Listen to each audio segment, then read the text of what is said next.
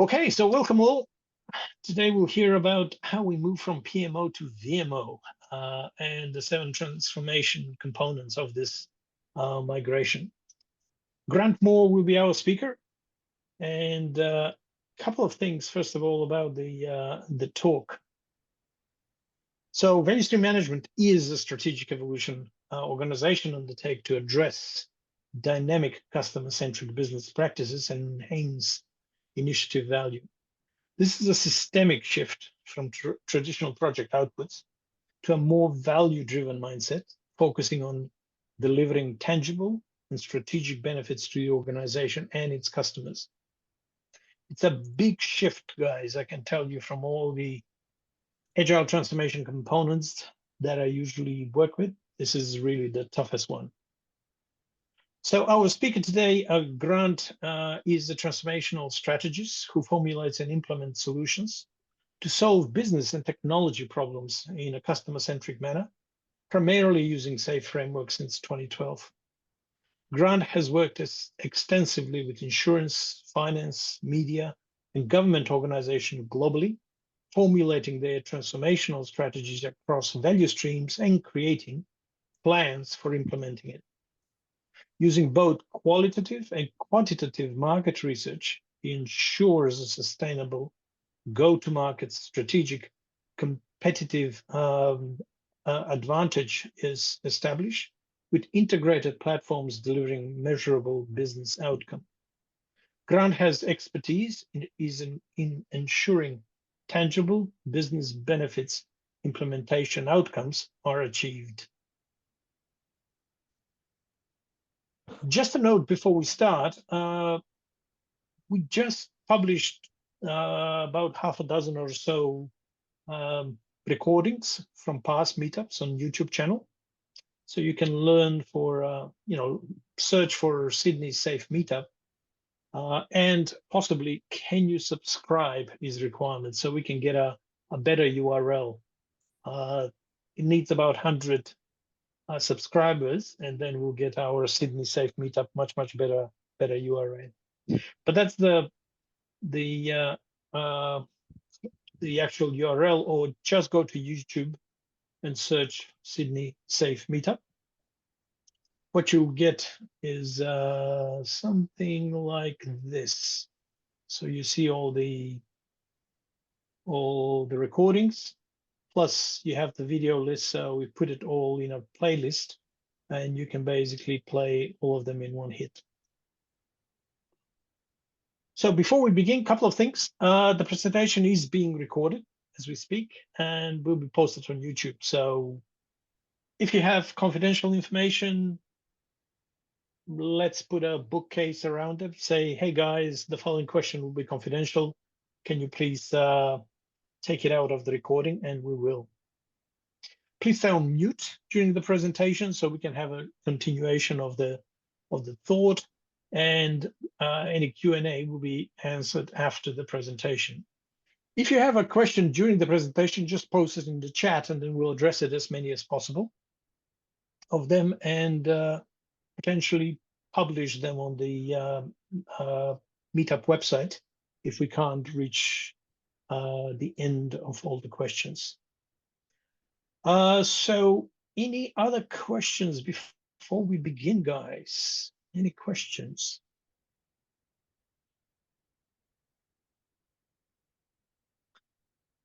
Okay, if we don't have any questions, then let's hear from Grant.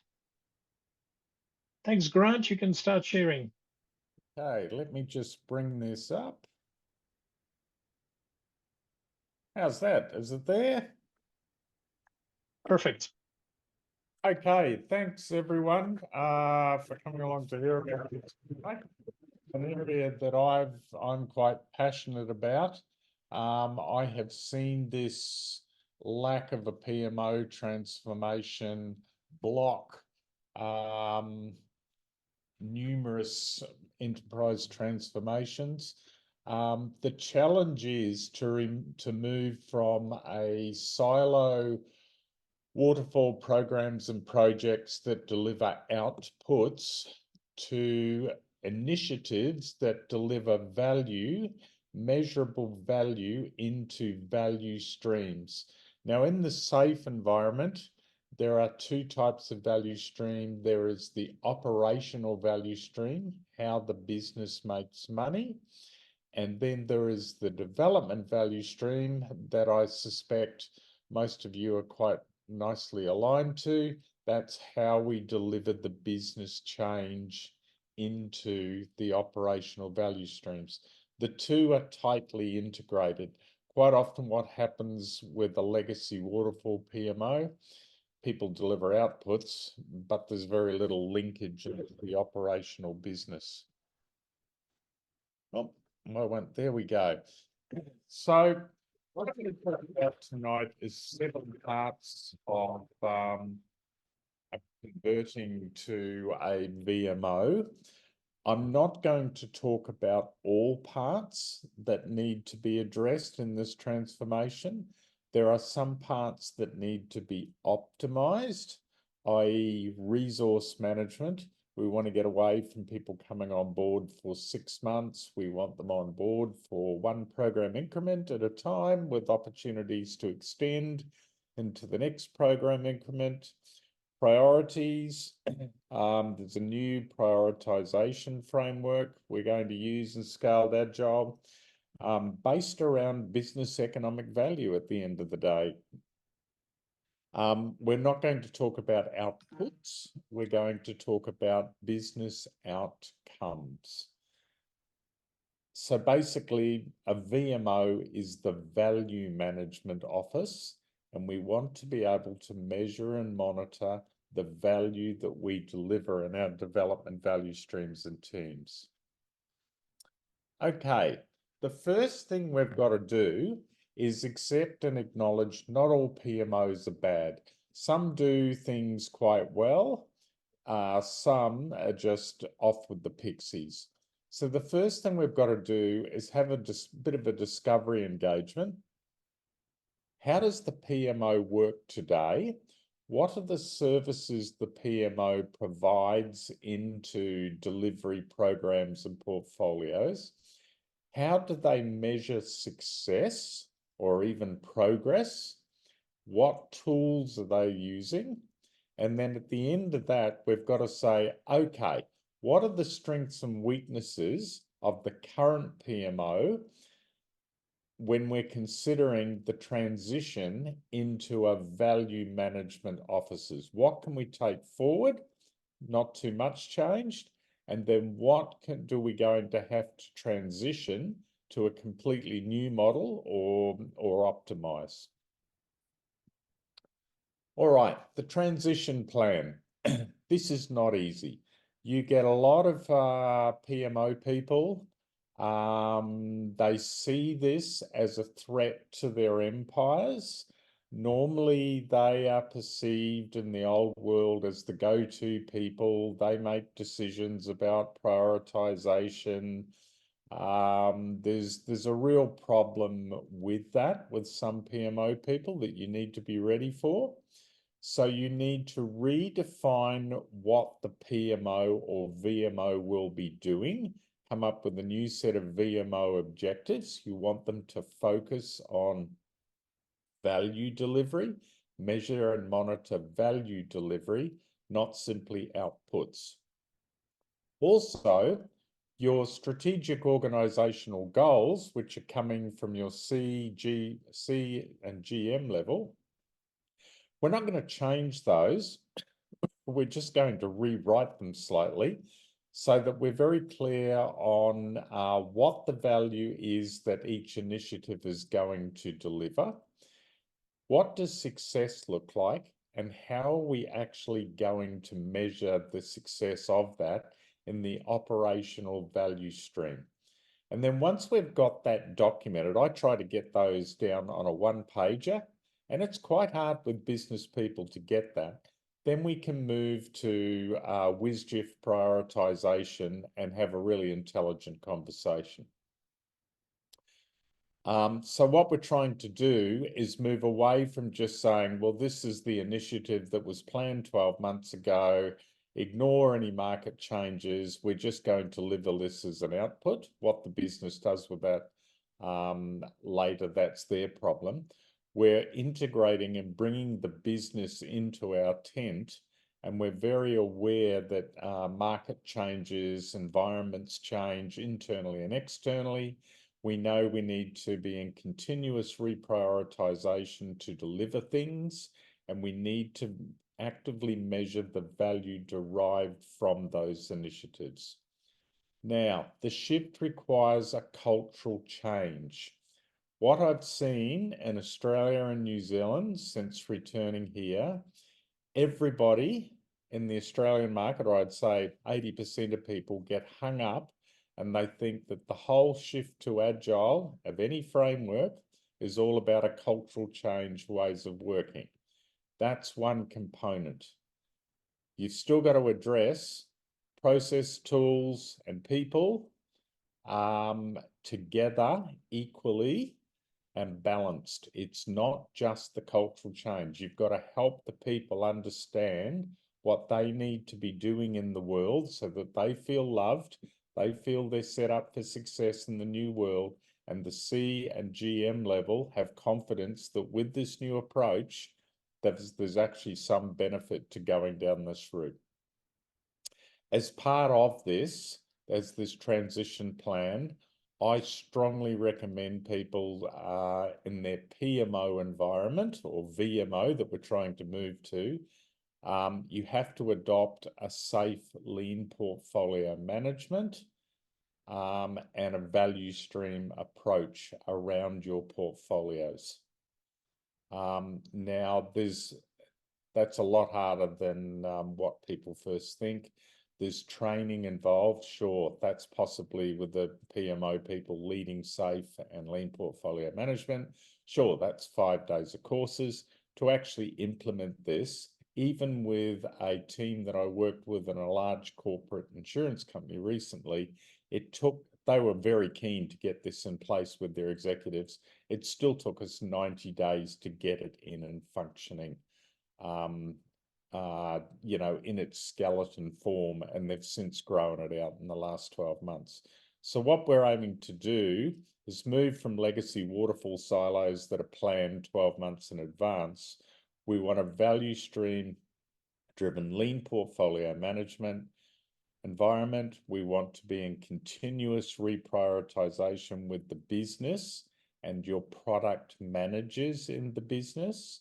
But we also want them engaged with your program management, your release train engineer, and we want the technology people to have a seat at the table with that as well, so that everybody is collaborating and understanding why the business wants to do certain things.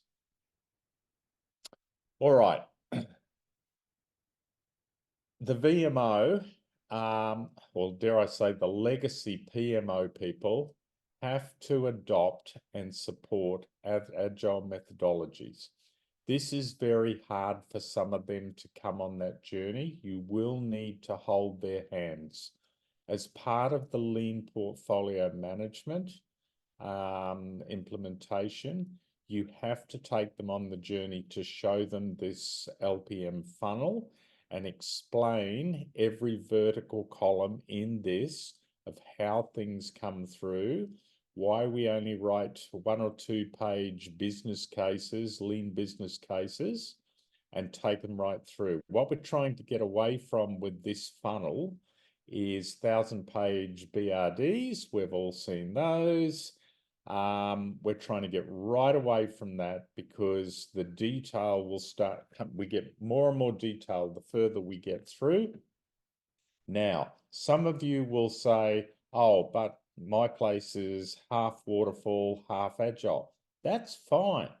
Your funnel has to be managed in the same way. It has to be very agile. It has to have a fast track through it for things that are urgent, small and big things that are urgent that come up. But when you get to the ready column there, you can, if you like, say, well, for this particular initiative, it makes sense to deliver it in a waterfall manner, or it goes into a backlog for the next PI planning. That's okay too. Now, what we do with waterfall projects is we say for every waterfall project, you will have your waterfall stages every month, and we want to see an output from your waterfall project at the end of 3 months in alignment with the Scaled Agile release trains, PI planning increments. It can be done, and generally, once I've got these in place, as long as people feel, oh yeah, well, for certain things, if there's a skills gap or something like that, can go down a waterfall track, that's okay. But we put some guardrails around that with how we're going to monitor the delivery progress and how we're going to see success rolling through. Now, in that done column, I would add a piece in there, which Scaled Agile haven't quite got to in their latest framework stuff. Up the front, when we're reviewing and analysing, we should be planning our initiative benefits, leading and lagging. At the done stage, we should be measuring and realising our leading and lagging benefits. Now, benefits can be soft benefits and hard benefits. I call them qualitative benefits and quantitative benefits, and I insist that they start appearing at the reviewing and analysing stage for when people are giving me epics and even features. I want to see benefits up front, and then I want to see them realised as things come through. And the benefits may be able to be realised through the MVP being delivered and confirmed, and then the persevere, we're iteratively delivering and adding on to that. Okay, VMO value principles. So you know a PMO has a set of principles under PMI and all those lovely guys. What we're going to do is we're going to tweak those, and we're going to put KPIs on the VMO and on the initiatives, and we're going to introduce value flow metrics that go beyond project output, traditional metrics of a PMO. So the value flow focus shifts to measuring actual business impact. That might be internal, it might be direct customer impact, and it might be, this is where it rolls back to the benefits realization, leading and lagging. And we want to be ensuring initiatives are directly contributing to the organization's success. As we all know, the great thing about Agile, it's a lot easier to close something down. If it's not adding value, after 2 weeks, after a PI, we just say stop. And we can reposition, we go back, we have a retro. What's happened there? Why haven't we realized the benefits? What feedback are we getting from our customers, whether they be external or internal? Do we need to pivot, or do we need to just stop? The 3 value measurement domains are outcomes. So we're looking for, does the solution meet the value needs of the customers or the internal business? Flow. So what we want to see is value flowing through iteratively. We don't want to be waiting to the very end before we see any value being recognized. Competency.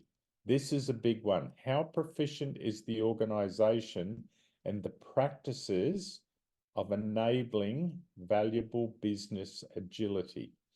Now, those 3 measurement domains, they can be applied at all levels. So the portfolio, solution trains, don't worry about that. There's not really any of those set up in the APAC region.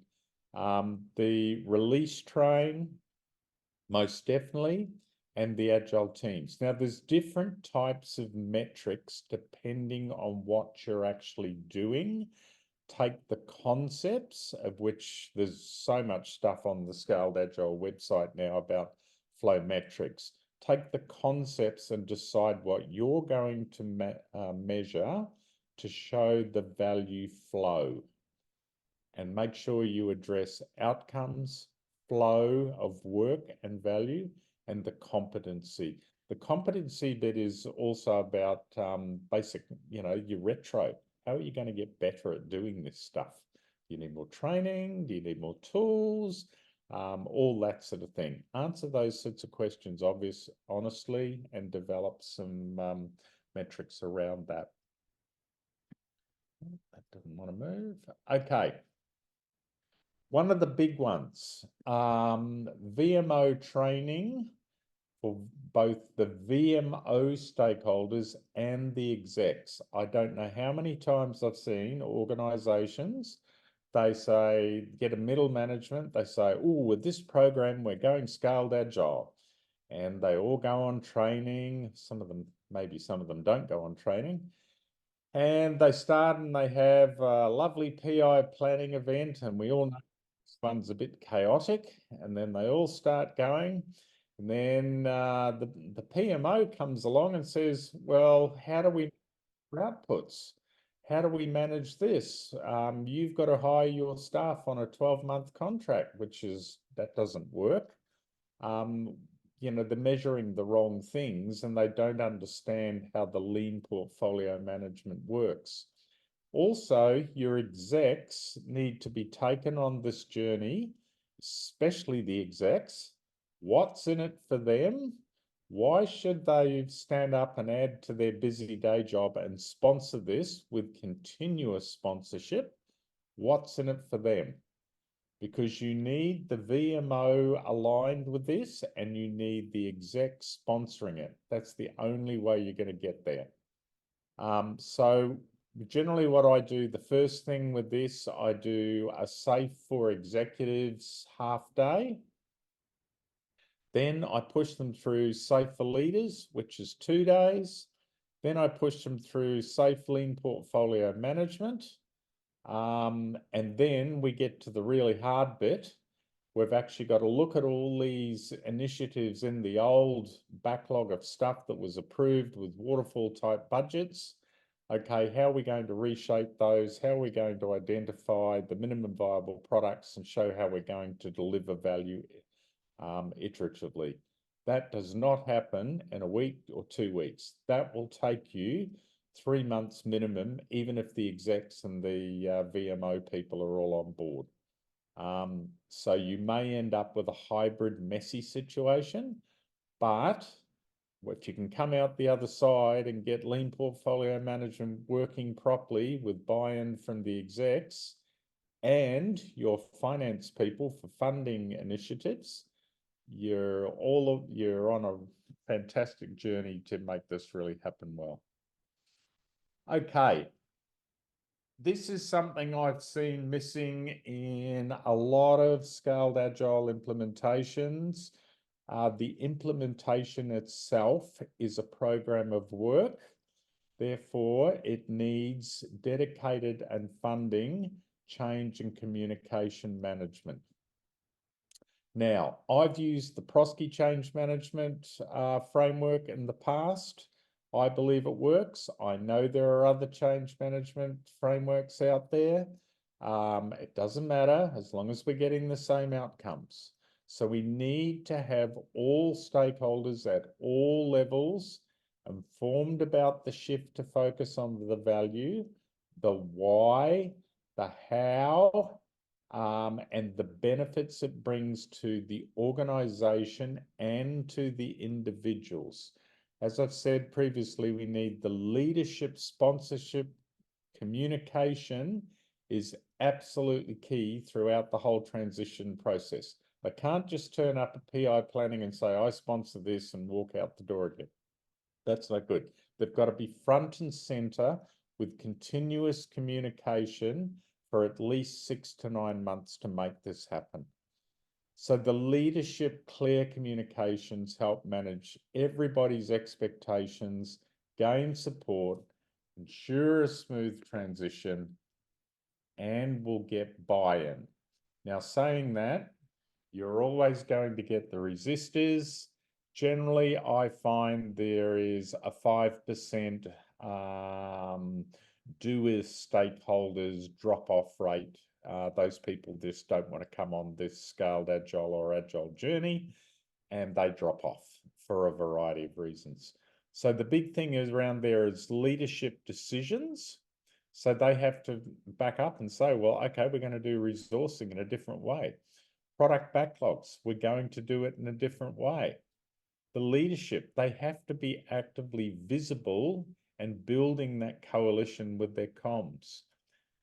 One thing that's often lost is the organization doesn't take time to set the people at the coalface up for success and clearly help them understand what are the new processes, what are the new tools, how are we going to do that? And that all comes back to, at the end, the leaders need to sponsor this with their decisions and actions. Oh, I'll let that go. Okay, so the benefits of doing this. It's a holistic transformation, all right? It's the VMO in itself is an integral part of any scaled agile implementation. All right, so we need to redefine the VMO objectives. What are the services that the VMO will now provide once it's transitioned from a PMO, and what do those new services actually look like to best support iterative delivery and this new delivery model? So we need to take our corporate strategic objectives with a focus on valuable business outcomes, and we need to not change the objectives, we just need to rewrite them so to make sure that we really understand what value they're bringing, what does success look like, and then how are we going to measure that? So adopting value management principles, all right? So we want soft and hard benefits. We want to capture leading and lagging planned benefits as both OKRs and KPIs at all levels, portfolio, release train, and teams. Leveraging technologies. There are modern technologies out there. We're getting off mainframes. Software development now is an agile activity. Big thing that I struggled with recent and the last 2 engagements I've done, shifting testing left with automation. I know that's expensive. I actually implemented in a past life and a major DevOps and test set. It cost about $28 million US, but basically we could unit test everything as it was developed. And then once we got down to the system testing, we were right to go. And it also meant we could stand up mini components for release. And we got to the stage we're doing hourly releases as well. So it was really set up to drive us to the hourly release. And if you start shifting left, you move away from quarterly big bang enterprise releases. You probably want to be heading to 2-week releases initially. And then you'll go to 1 week, then you'll go to daily, and then you'll start bringing it right down. But the secret with that is modern platforms for software delivery and enablement, modern technology architectures, and automated testing suites as well. So fostering the cultural shift, yes, that's important, but please understand that agile coaches, there is a problem in the Australian market. They think it's all about the culture. It is not. You have to do a lot of other things to make these, make a scaled agile implementation and the VMO successful. Continuous learning. I can't stress this one enough. You need to give people space and opportunity so that they can be continuously learning, experimenting, innovating. And we want to give them space to, dare I say, go poking around Google, because they might see something and start bringing ideas to the table. And lo and behold, they might put a good idea in the funnel. And, you know, that's the sort of thing we want to encourage. And I can tell a funny story about that too, trying to get the organization to people to bring things to us. I had an organization in Brazil. I had 7,000 people working for me. And I wanted everybody to start contributing ideas. And I thought, oh, yeah, well, they won't do that in a hurry. The sad thing was that then brought us a bit unstuck. From 7,000 people, I had over 24,000 ideas in a funnel to be evaluated within 2 weeks. So then our next problem was we had to actively be seen to go through and categorize all the ideas and play them back as a set of ideas consolidated, because otherwise we would lose credibility as leaders. And I must say, some of the ideas were just fantastic that they came out with. I've been around Scaled Agile since 2012, version 2 with Dean Leffingfield, and growing through it with him. There was a number of us in Brazil that were pushing on business outcomes early on, where Dean was pushing software outputs early on, but it's really exciting to see where Scaled Agile is now going with business agility, bringing in AI, bringing in data architecture and management and that sort of thing as well. So at the end of the day, this strategic evolution positions your organization to maximize the value derived from initiatives. The VMO is one of the critical parts to get right within your SAFe transformation. Okay, any questions?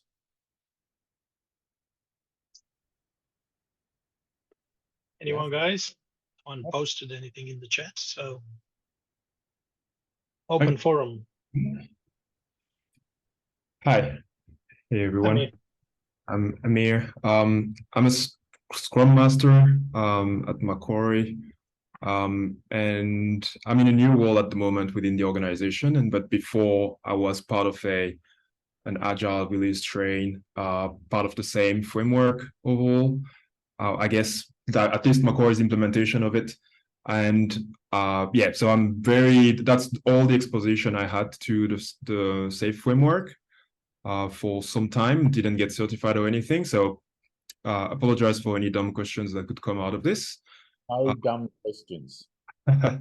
Thanks for that. Now, wondering if what you call the transition from PMO to VMO, how is that different from adopting SAFe as a whole in an organization? It felt to me like it was very similar, as in if we do move from PMO to VMO, that's basically implementing SAFe in the organization. Is that?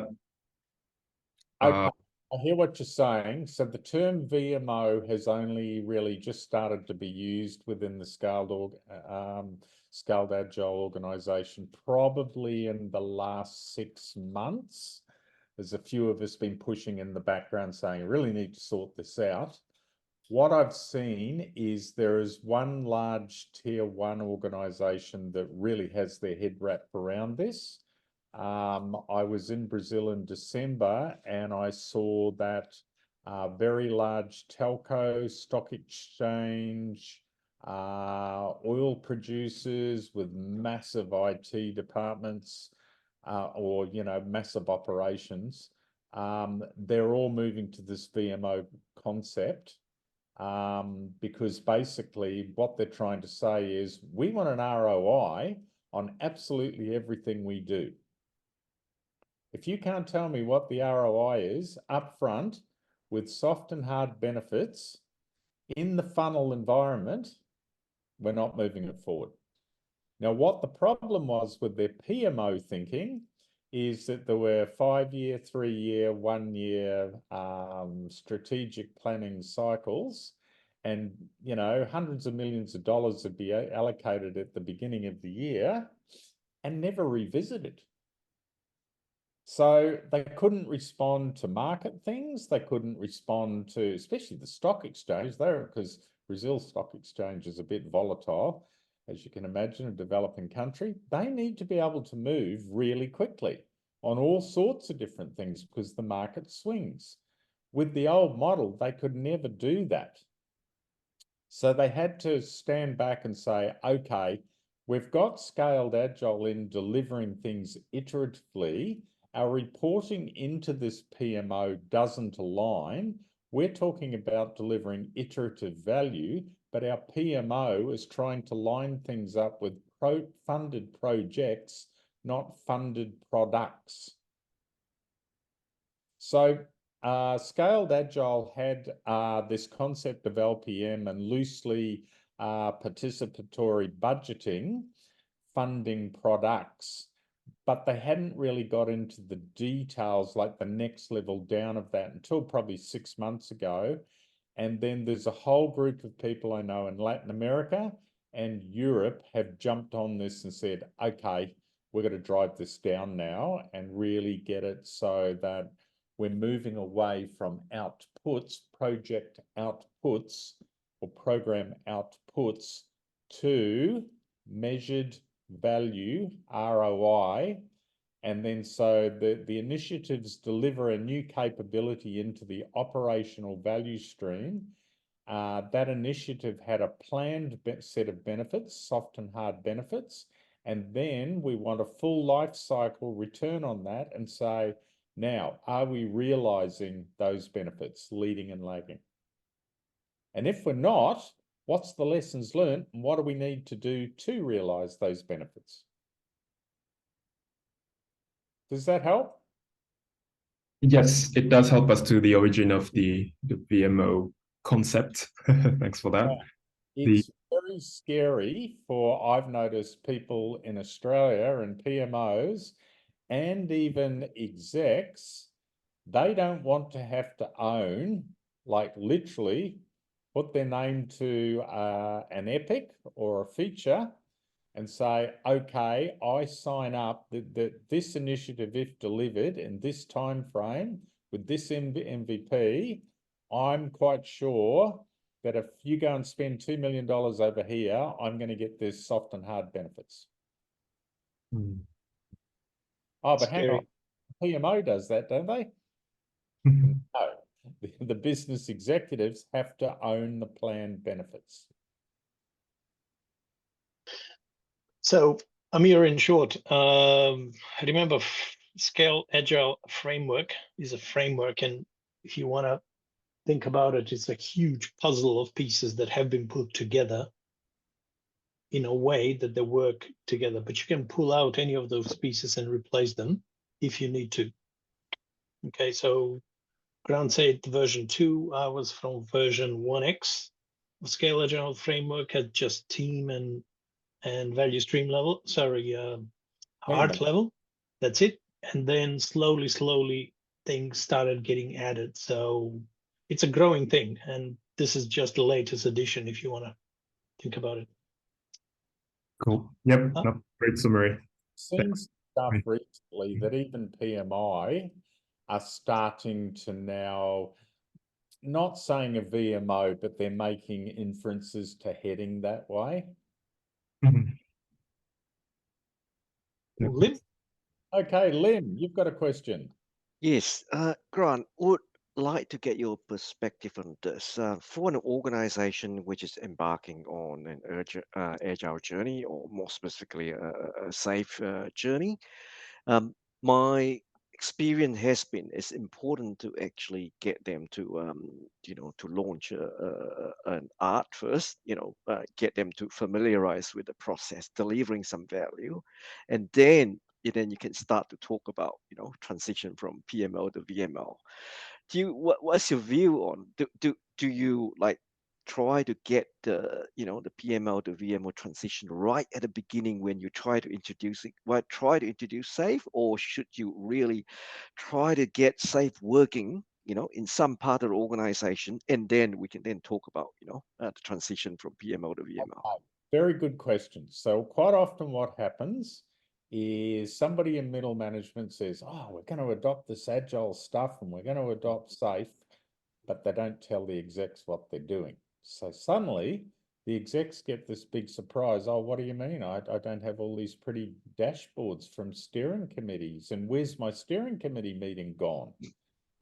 So what so then all this tension comes in the middle, and nobody in the exec knows what's going on, and that's not healthy. So what I do, I run 2 parallel streams. Whenever I do a big implementation, I run the executive PMO stream. One of us will do that if we've got a couple of SPCs running the transformation with our change manager, because we want to capture all the concerns and take that forward. So I run that, and I run SAFe Agilists workshop, which is half a day. The next week, I'll try desperately to get those execs to sign up and do leading SAFe, which is 2 days. That's their really big, foot in the bucket. Okay, I'm committing to do this. They can ask a lot of questions in that, but there is a lot of stuff to get through in those 2 days. They'll come out quite exhausted. But once they understand those basic concepts, a month later, I want them back for 3 days, and I want them to bring their portfolio backlogs with them. And I want them to sit in a class and do lean portfolio management course. We'll get through the majority of the SAFe content in 2 days. Day 3, I want you to sit in groups, and I want you to look at your initiatives and write them properly as epics and features. And I want you guys to identify your value streams. How does your part of the business make money? Because I tell you what, I don't know how many times I've seen it in LPM courses, they don't know. From customer trigger to money in the bank, they don't know what the 5 to 7 steps are. I have seen it in very big organizations with $10 people sitting in the room. They don't know. And it's an eye-opener for them. We have chat and rules. Anything you come out and say in this meeting, if you don't know something, it won't be mentioned outside this room. But in multiple different organizations, I've seen exactly the same thing. They don't know how they add value from customer trigger, do a whole pile of stuff to deliver the value to the customers. So once we get that worked out, and then we have the value streams, then they finish that and they've got a high level value stream. Coming out of that, a month later, I need to take them through a value stream identification workshop, a formal one. Scaled Agile say to do it in 2 days. I can get through that in a day with the right people in the room. We draw that value stream up that they've come up with lean portfolio management, and I identify what systems and people contribute to the various links in the value stream. And generally what you find there is there's massive opportunity for simplification, because most of these big enterprises, they've got hundreds and hundreds of systems which cost a fortune, and there needs to be a whole technology simplification strategy. But it's only when you put that on the board in front of the C level and the GM level, they all get okay, that costs us a lot of money, doesn't it? Okay, so then I do that with them. That's their 3-month journey. Now, on the other side of things, I've got to bring through all the team members. I've got to basically establish proper cross-functional teams. What you'll generally see in organizations that have been around for a while, they'll have functional technology stacks and functional teams. The concept of cross-functional teams is scary. That's a whole education and change management and comms piece to work on. That will take you 3 months, because you have to form new teams and explain to them why you're doing that, how that's all going to work, train them on SAFe for teams. How's this going to work? Then you need to train your Scrum Masters. Now, in that process, you'll have all sorts of people turn up. Oh, I know how Agile works, and I've been a Scrum Master. I've been a product manager. Well, hang on a minute. Some of your peers might be. How about we baseline everybody? Because I tell you what, the ones that make the most noise that say that they know exactly how it works, they're the ones that create the problems further downstream with preconceived ideas. So then I bring them through, coming out of the top, we've identified the value streams, we've identified the logical places for the arts. We've probably got a rough idea what that looks like after a month.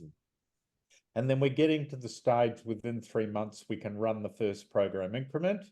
We've got the execs in the room, we've got the PMO in the room, we've driven through that funnel a backlog as well. We know what we're measuring for success, and we know what the outcomes we're looking for are, whether that be, you know, we might get an outcome within a month, release on demand. Lo and behold, wouldn't that be a shock, eh? Release on demand. And then, you know, the first PI, it is chaos. It's hell for the Scrum Masters, the product owners, and the release train engineer. What makes it worse, if you get these nerdy ways of working, culture coaches, as I call them, and they just focus on that, but that's not helping the people understand what they've got to do on a day-to-day basis to be successful. Yes, there's a culture element, but it's not the only thing. So that's my answer to your question. I know that's a bit long-winded, but I go at it from 2 perspectives. And I have been in an insurance organization 18 months ago. I was standing up 2 release trains at the same time with 2 SPCs, myself and 1 other, and a change manager. And the execs. Trying to keep the execs on the storyline was a challenge, but we got there. And that organization now has 3 value streams, 6 release trains, and a platform's value stream has finally been stood up as well. Thanks a lot, Grant. Thanks. That's very insightful. Utkarsh, sorry. Can you ask that question? You put it in the chat. Yes. In my organization, we try to, like we reach out to the business execs for getting the business benefits. And sometimes we get a quantitative benefit, sometimes we get a qualitative benefit. And I understand getting either should be fine, because as long as we are able to prove the worth of, what we are doing, it should be good enough. But we keep pushing from the PMO or from the higher management that no, we need a quantitative, we need a dollar figure, either in terms of effort saved or in terms of what how much revenue it's generating, which most of the times, as I am into that in that box, I understand that sometimes it might not be possible. It's just like, okay, whatever we are doing is to make sure that the customer gets what they want, and they continue to stay with us for a longer duration. But that's something which PMO doesn't understand, and they keep pushing us. So how can we make them understand that, okay, what you're asking is not very much technically possible? Okay, so you've raised a really good point here. This is exactly what I go back to. Executives don't want to own a number going in. Well, sorry, you're on the big salary. That's what you've got to do. Now, there is what I do. I come in hard-nosed into those backlog meetings, especially around epics and features definitions. If you can't give me leading and lagging quantitative number benefits, then this doesn't move in the funnel. And there will be foot stamping and they'll carry on. But then once they realize, well, my stuff just doesn't go forward unless I put, so you've given an example, they're retaining customer. Yeah, so what? How many customers? What type of customer? Retain value. If I give an example, the customer that I'm talking of is, let's say it's a 1 million customer, right? So just one customer is worth 1 billion. So if I'm able to address the requirements raised by that customer, right, that means I'm able to retain a customer, or I'm able to please a customer who is worth 1 billion. Yep. So you've got to really, so retaining customer means absolutely nothing to me. You need to expand that out and say, and what are the 3 measurements we're going to all sign up to know that we've been successful? I want 3 leading indicators and 3 lagging indicators. Otherwise, the VMO is empowered to say, well, I'm really sorry, Mr. Business Stakeholder, but your initiative won't move forward until you provide what you're signing up to as your planned ROI. The problem is, the answer that you gave is the same what, my agile coach, like more or less the same thing he suggested. And then when we go to business, or the business execs or the POs, they get pissed off and say that, come on, why are you coming and asking me same question over and over? Like, this is what I have. So it comes back to somebody hasn't taken your execs and VMO and product managers on the journey of their responsibilities moving forward. Okay. Yep. That's That, and that the problem was is agile coaches think that they're culture coaches, and they don't get it either. I mean, I do understand, and I do agree from your point that, okay, implementing or imposing a change in culture itself is not, unless you teach unless you train the people, unless you tell how it should be done, the transition, what you need to do in order to change the culture, it won't work. No, it won't. Because if the people don't know what they're supposed to now do in their day-to-day job and the why with the how, and keep going back and saying, are you okay? Anything I can do to help? That's what it's all about. And then the culture piece is making a safe environment. It's okay for them to put their hand up and say, actually, I don't get this. Can you come and tell me the how around this so I can be successful? That's what that's about. But at the end of the day, you and I go to work to do our best to produce something for the company, get a salary, and we go home. But that's quite often lost with agile coaches in Australia. They play silly little games, blow party whistles on a Friday, and then an exec will say, well, what did I get in the last 2 weeks? How much has that cost me? Oh, I paid for the beer and the party whistles, but I didn't get any value. And I've seen that. I've seen it time and time again. Okay. Any other questions, guys? Yes. So it's me again. Just thinking, what you, Grant, you say quite often that you need to get the execs on board, and that makes perfect sense to me. When you have execs, like in my case, they come around and they say, oh, so you're the Scrum Master. I'm still wondering about this agile thing. I'm like, I know that this is not a good sign. Okay, see? I know it's not a good sign, and I'm wondering what happens if they don't want to get on board? Like, what if they tell, because I'm guessing that someone is paying for the whole journey that you are starting with them, but maybe they want you to train the people below them without impacting them too much. So what happens if you want them to come in, so they are a bit reluctant to do it? Do you just tell them, okay, I need to hold everything until you actually come back, risking your money? I mean, the fact that they keep sponsoring the training. How do you manage that situation? Yeah, basically, if you've got no executive sponsorship here, this is going to be very hard to be successful. SAFe should not be undertaken unless you have an executive sponsor. I'll come out and say that.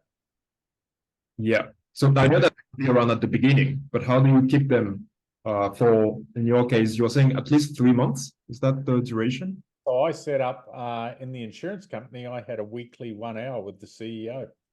She felt it was such a positive thing for the organization to be doing, because the organization had such an appalling history of project and business change delivery. she'd seen this work in another organization. So she one-on-one with me every week to say, okay, what have we got to? But more importantly, where are the roadblocks and what people do I need to be pushing harder? Now, wasn't that a fantastic outcome? And she did. She was fantastic. Yep, no, thanks for that. Just to add to what Grant was saying as well, I mean, my experience has been, you know, you get your senior exec involved right at the beginning, and then they will be part of your 2-weekly sprint review. They'll be part of your quarterly PI planning. So the involvement is continuous. You know, often they come to your retro session as well to hear some of the, you know, success and failure and how do you rectify that. And that is how you get them involved, and it's really critical. They got to be there or the whole journey. It can't be there for 3 months and then disappear. Yeah, look what I say to them. So how many times are you being asked to attend a 2-hour steering committee meeting? How about for these 6 projects that are all going to be wrapped in one, you get a dashboard on your desktop, which tells you how far these things have progressed. And then by exception, you just call me or call whoever, call the RTE or the product manager and ask questions by exception, not just continually take up 2 hours of your week. With these blind PowerPoint steering committee meetings.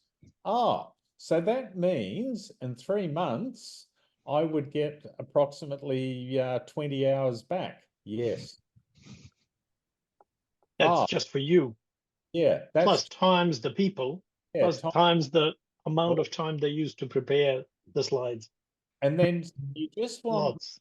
to front up for 15 minutes for a comms piece every 2 weeks, and you'll help me write that, and you want me to come to this PI planning event, and you'll help me write my introduction to that for 2 days, and I might have to nip out for an hour or 2 each day. I said, yep, that'll be fine, because everybody will be away and their group's planning. I said, but you have to be at the end because there's going to be a pile of risks and issues called out that we're going to ask you to own and drive forward. Oh, well, if that's actually really good. And then you send them a link when you get a proper agile, you know, enterprise agile planning tool. Right, there you go. In real time, you can see where your initiatives are. Here's the feature, a project on the program board, and it's got a nice little progress bar on the top. What else do you need to know? I don't. Exactly. But they tell me all sorts of other things in the steering committee meeting. Do you really need to know about it? Or are you going to empower the teams to sort out the risks and issues? How about they just come to you when they've got a problem? That they can't resolve. Yeah. So they're a bit nervous, the first PI. Once they get into it, once they realize that, you know, they can just click on a link on their desktop and see the progress things, they really like it. Mm-hmm. And I've also found recently, end of last year, a German Jira add-on called Agile Hive. Fantastic. It's $3 a person per month compared to 50 or 60 with some of these other tools. And I can just give the link. I can set up a report in that, and I can just give the link to all the executives. VP of Product Management gave him a link, and he could just go to that. And I had a whole dashboard set up, and he could see how far progressed everything was. He was happy. He was ecstatic. Yeah.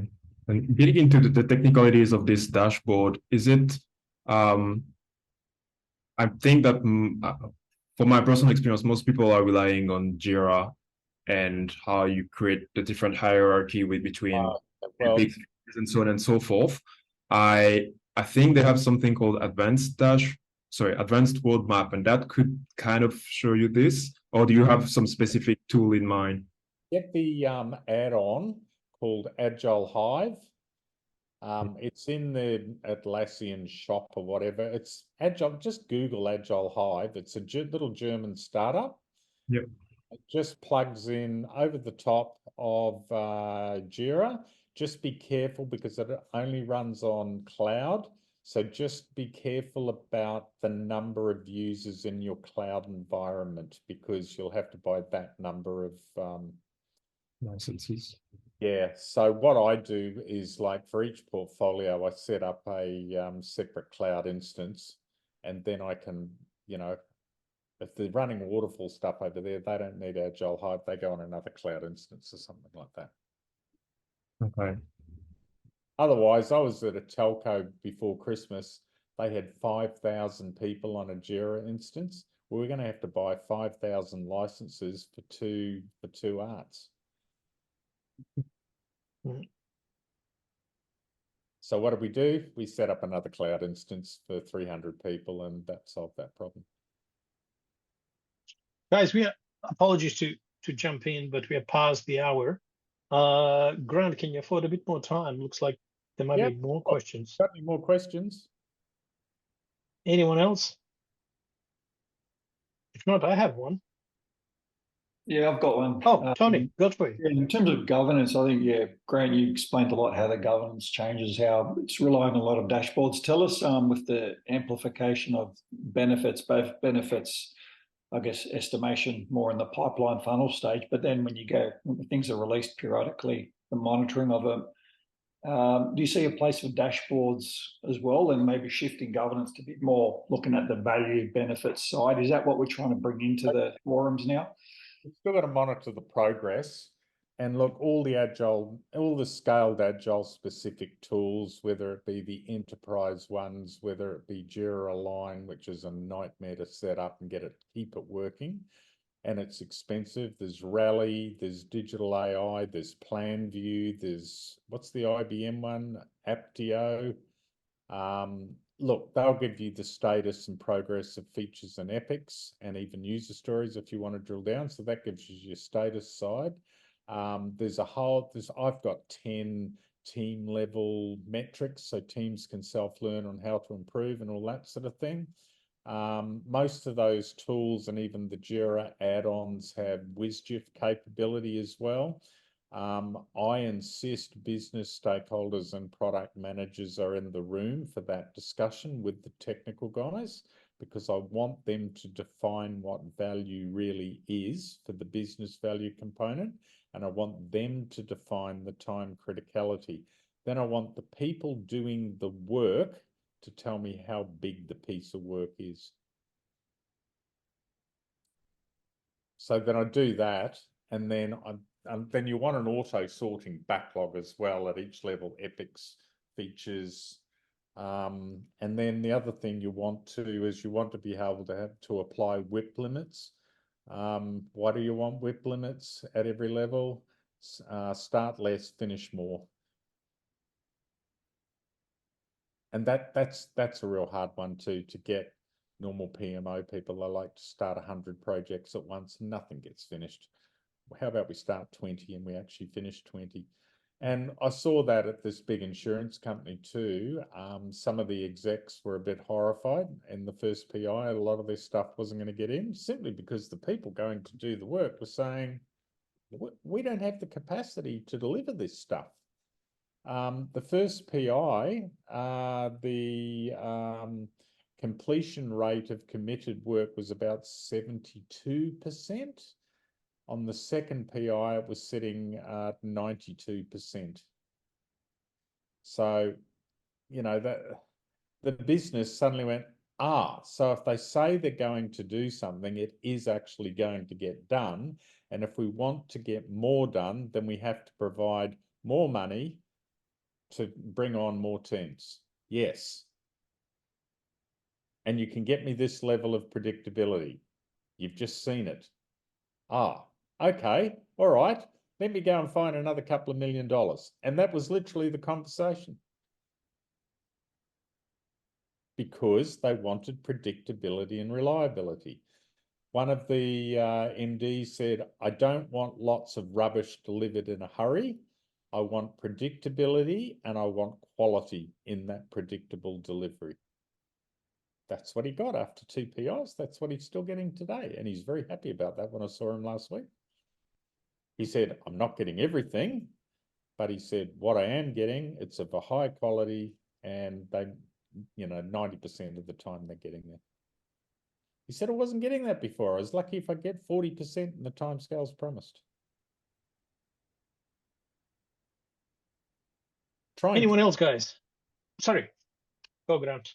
Trying to get the doers to feel comfortable to say, no, I don't have the capacity to do that. That was a psychological safety challenge in the early days.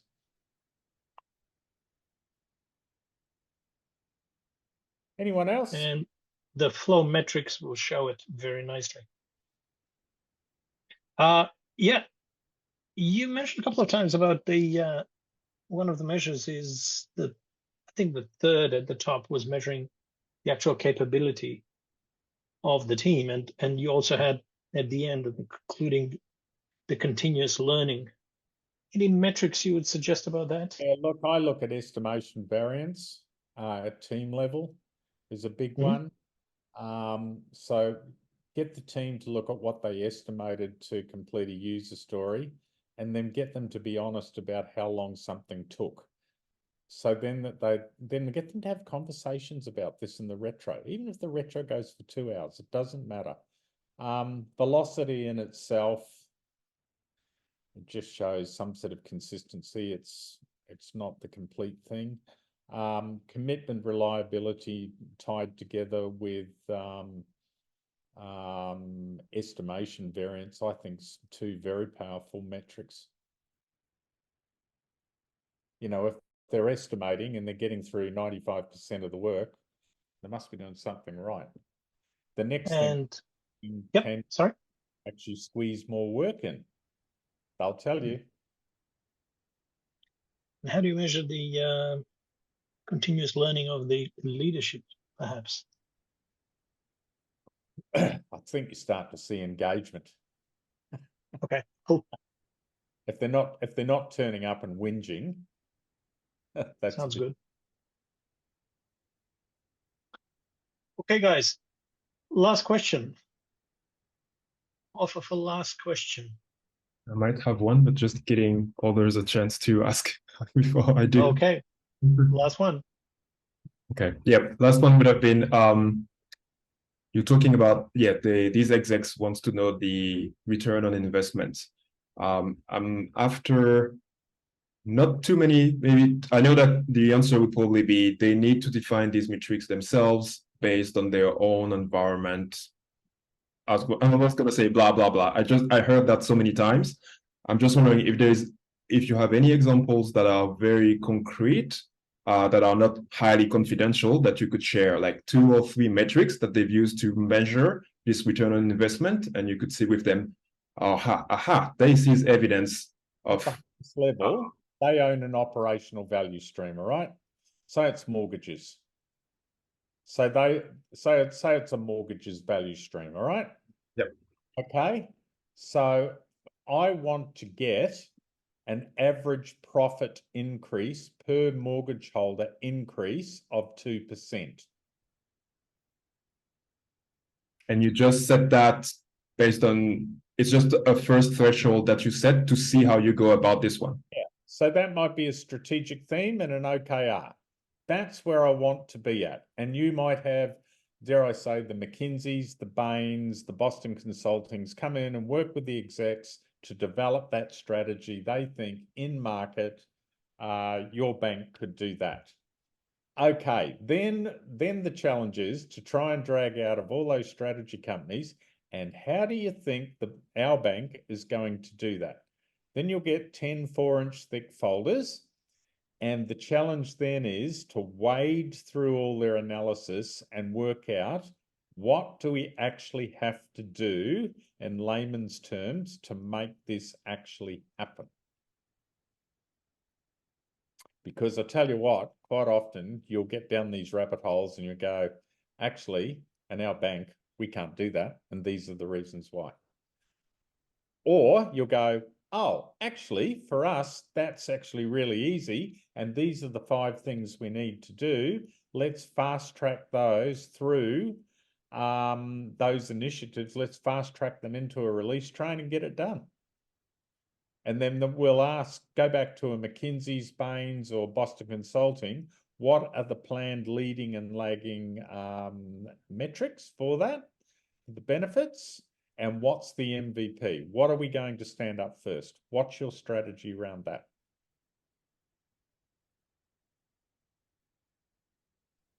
Okay, guys, I think we're left with just a couple of people. So I know Macquarie was in market before Christmas looking for help around OKRs, KPIs, strategic themes, and benefits planning.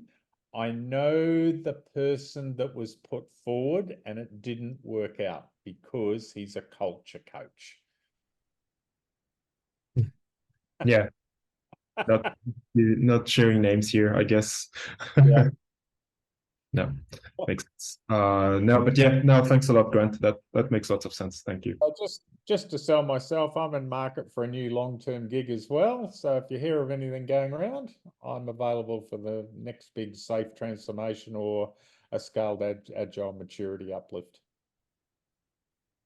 I can't say something about that, as in, I don't know where they are, but I've heard that when I was on the job market late last year, that the ATO and iCare, they were all starting this expression of interest, looking for product owners, Scrum Masters, Agile coaches, trying to start these big transformations.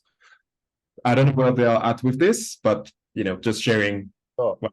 The problem is people like myself sort of scare some of these people as well. Because, I go and talk to C-level. I don't muck around down the bottom. I say, what do you guys want out of this? Because this is going to cost you $2 to $3 million to stand up and do properly. What are you looking to get out of it? Because then I've got an objective set of objectives I've got to work to. Yeah. Tough questions for real results, I guess. clear target. Yeah. If you don't have a clear target, you can't shoot at it. Grant, many thanks for your time. And the guys who left, to them as well as you guys that are still online. So hopefully I will publish this tonight. So you may be able to review it one more time. So all right. Thanks all. Talk soon. Okay. Bye now. Take care. Bye.